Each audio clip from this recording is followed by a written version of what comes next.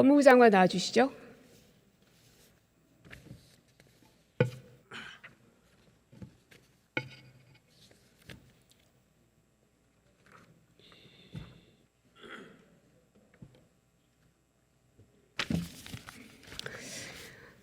아까 도이치모터스 주가 조작 관련해서 답변을 하시면서 반은 맞고 반은 틀린 말씀을 하셔서 제가 몇 가지만 좀 묻고 가겠습니다.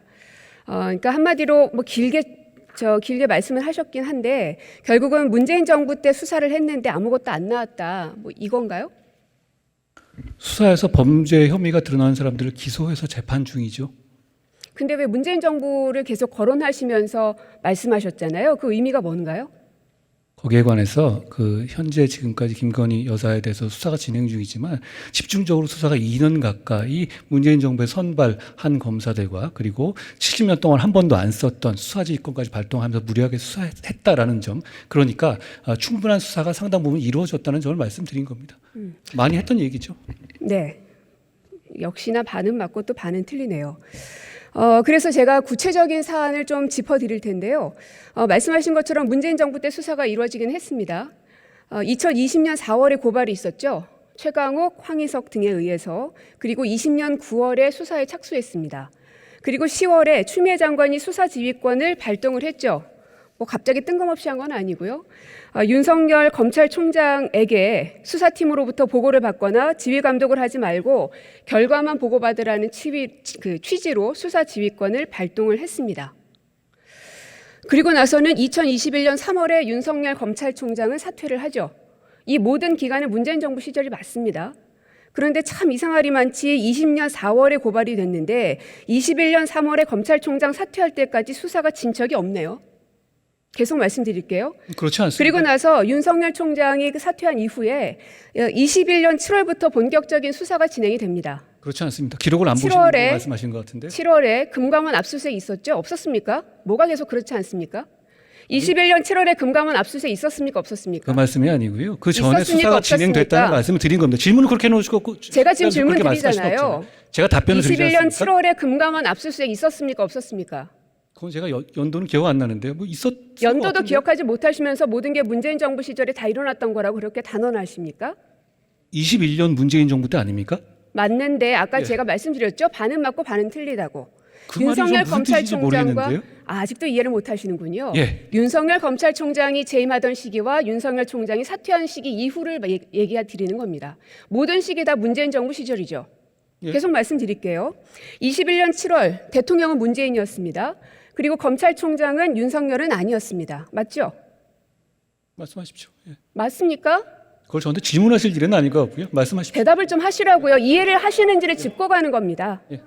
말씀하시면 제가 듣겠습니다. 이해를 못 하시는 겁니까? 아니면 무시하시는 겁니까? 아니요, 저한테 있었던 일을 저한테 확인하실 문제는 아니고요. 저하고 이렇게 가져오신 자료가 있으시면 저한테 설명해 주시면 제가 거기에 대해 성실하게 답변 드리겠다는 취지입니다. 예.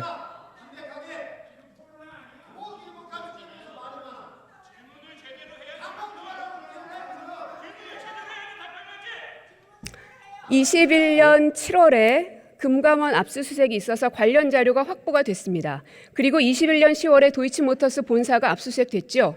그리고 같은 해 11월에 주가 조작 선수 이정필 검거됐습니다.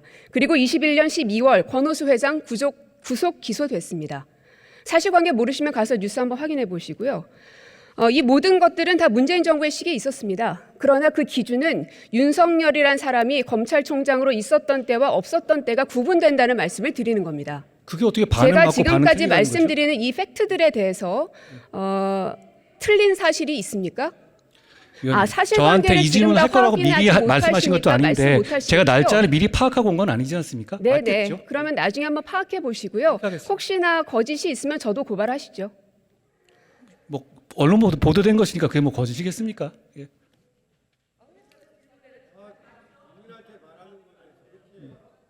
계속 말씀드리지만 결국은 21년 7월부터 본격적인 수사에 들어갔지만 21년 말경부터는 대통령 선거에 본격적으로 대한민국이 돌입이 됐고 그리고 모든 수사들은 다 멈춰져 버렸습니다. 12월 이후에. 그리고 나서 22년 3월에 대통령 선거가 있었습니다. 그리고 22년 4월 김건희라는 제목의 엑셀 파일이 공개가 됐습니다. 그리고 22년 9월 김건희와 증권사 직원 사이의 통화 녹취록이 보도가 됐습니다. 참 용감한 누군가는 대통령이 윤석열임에도 불구하고 영부인인 김건희에 대한 파일 그리고 녹취록 등에 대해서 세상에 내놓았습니다. 그 그게 법원에서 지금까지 공개된 거 확인된 아닙니까? 겁니다. 그래요. 법원에서 제가 거기에 대해서 증거로 질문하지 제출된 않았습니다. 것이죠. 새로 공개된 게 아니라 법원에서 증거로 제출된 것이죠. 그건 완전히 다른 이야기잖아요. 이렇게 물리적인 시간이 21년 7월부터 기껏해야 말 정도까지밖에 없었습니다. 오랫동안 수사한 것이 아니기 때문에 수사가 굉장히 부족한 게 지금 이 수사 기록으로도 확인이 됩니다. 뭐 뉴스만 봐도 다 확인이 되고요. 근데 그걸 장관께서도 모르신다니 참 충격적인데요. 어쨌든 거기에 대해서 한번 확인해 보시길 그렇게 바라겠고요. 하겠습니다. 그리고 장관이 박근혜 전 대통령의 국정농단 사건 당시 특검팀에서 일하셨죠? 제가 파견 간 적이 있습니다. 그때 업무가 뭐였습니까? 저는 삼성 사건을 주로 담당했습니다. 박근혜 대통령의 국정농단 사건 가운데 삼성 관련된 것을 하셨다. 결과적으로 21년 대법원에서 징역 20년, 벌금 180억 확정됐죠. 그런데 여기에 대해서 과도하다는 비판도 있습니다. 어떻게 생각하십니까? 저는 사법부의 대법원의 판결을 존중합니다. 그리고 11월 지난해였습니다. 그 전이었죠. 사실은 제가 장관님께 다른 질문을 드렸는데 장관님께서는 독직폭행을 계속 말씀을 하시더라고요. 그런데 11월에 그 독직폭행 정진훈 검사는 대법원에서 무죄 판결을 받았군요. 네, 여기에 대해서 대법원 판결 존중하십니까? 제가 공감하지 않는 부분은 있지만 당연히 존중은 합니다. 제가 그렇게 입장을 냈고요. 그래서 네, 대법원 판결이라는 게 그렇게 중요한 건가요? 그게 무슨 말씀이신지, 그게 무슨 말씀이시죠? 질문 그대로를 드린 겁니다. 대법원 판결이 중요한 건가요? 이렇게 질문하신 거 맞습니까? 대법원 판결은 대한민국 국민이라면 존중해야 되는 것은 맞습니다. 들어가십시오. 박지인 외교부 장관님 나와주십시오.